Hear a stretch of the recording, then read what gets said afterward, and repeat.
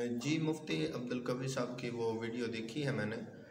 तो उसमें उनको थप्पड़ मारा गया और फिर बहुत ज़्यादा बातें की जा रही हैं सोशल मीडिया पे और सोशल जो है मतलब इलेक्ट्रॉनिक मीडिया उन सब पे मतलब उनको दिखाया जा रहा है। और वो जो लड़की है, क्या नाम है उसका, हरीम शाह, वो मतलब अपने इंटरव्यूज़ दे रही है।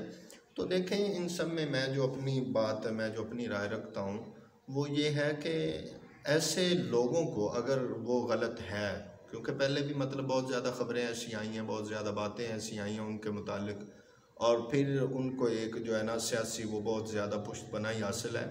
तो ऐसे लोगों को, और ऐसे जो इस्लाम का लबादा ओढ़ के, अब मुझे नहीं पता कि हकीकत क्या है, और मुझे एक नबी पाक अलैहिस्सलाम की हदीस मुबारक याद आ रही है। फरमाया कि कुर्बे क़यामत में ऐसे लोग आ जाएंगे कि जब इस्लाम का सिर्फ नाम बाकी और कुरान का सिर्फ रस्मुल ख़त यानी लिखा हुआ कुरान बाकी रह जाएगा। और फरमाया कि उस वक़्त के जो उलमा होंगे वो बदतरीन मखलूक होंगे।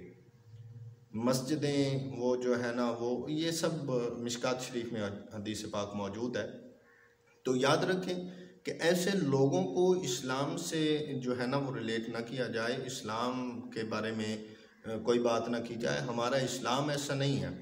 हमारा इस्लाम किसी गैर महरम को एक कमरे में बुला के उसके साथ कन्वर्सेशन की इजाज़त नहीं देता, बल्कि हमारे बुज़ुर्गों के बारे में ये आता है कि पूछा गया कि अगर पढ़ने वाले जुनैद बगदादी हों, पढ़ाने वाले अगर जुनैद बगदादी हों और पढ़ने वाली हज़रत राबिया बसरिया हों, तो फिर क्या वो दोनों पढ़ा सकते हैं? तो बुज़ुर्गों ने फरमाया कि नहीं, ऐसा नहीं है कि औरत को फिर भी पढ़ाने की मतलब नहीं है। पढ़ाया कुरान जा रहा हो, हदीस से जा रही हो। तो इस्लाम ने इन सब चीज़ों को, नबी पाक इस्लाम की पूरी तालीमात, आपने कभी भी ख़वातीन को, औरतों को या इस्लाम सिखाने के लिए कहीं से अलग से नहीं बुलाया उन्हें, पर्दे का हुक्म नाज़िल होने के बाद। तो ये जो मुफ्ती अब्दुल कवी साहब है, मैं तो कहता हूँ कि इनको अब मुफ्ती भी नहीं कहना चाहिए, क्योंकि इनको मुफ्ती इस्लाम की वजह से कहा जा रहा है।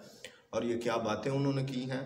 तो ये चीज़ नबी पाक अलैहिस्सलाम ने फरमाया, मेरी उम्मत के कारियों उलमा मुराद हैं यहाँ से, कि फरमाया कि तुम सीधे रहना, अगर तुम सीधे रहोगे तो उम्मत सीधी रहेगी। तो ये तो यहाँ पे मसला ही ख़राब है, मसला ही उलट चला हुआ है।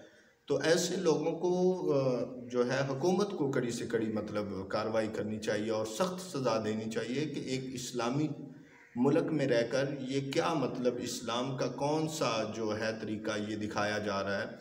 और क्या वो सबसे ज़्यादा तो कार्रवाई उस लड़की पे होनी चाहिए कि वो वहाँ पे करने क्या गई, ठीक है, उनके ताल्लुक़ नहीं है, या वो क्या चाहती क्या है, मतलब ऐसे ही वायरल होने के लिए। पहले भी उसने मतलब बहुत से ऐसे कारनामे किए हैं। तो बाहरकैफ मेरा जो ज़ाती ख्याल है मुफ्ती साहब के बारे में, तो उनको अब जो है ना ऐसे काम और ऐसी हरकतें बिल्कुल ज़ेबा नहीं देती हैं, छोड़ दें वो, और रास्ते से ये जो है ना मतलब इस्लाम का लिबादा इसको उतार के फेंक दें। वो उनका काम ही नहीं है ये। और कोई भी अगर सरकारी उनके पास है तो वो सब उनसे ज़ब्त की जाएं, और मस्जिद में जितने भी मतलब उसके पास इस्लामी उहदे हैं वो सब उनसे लिए जाएं, क्योंकि ये कोई आम बात नहीं है। इस्लाम का एक नाम अगर आपके साथ मतलब जोड़ा जा रहा है, तो आप इसको समझें, फिर इसकी नज़ाकत को समझें, इसकी हकीकत को समझें कि ये आप पे कितनी बड़ी ज़िम्मेदारी है। और ये कुर्बे क़यामत की निशानियों में से एक निशानी है।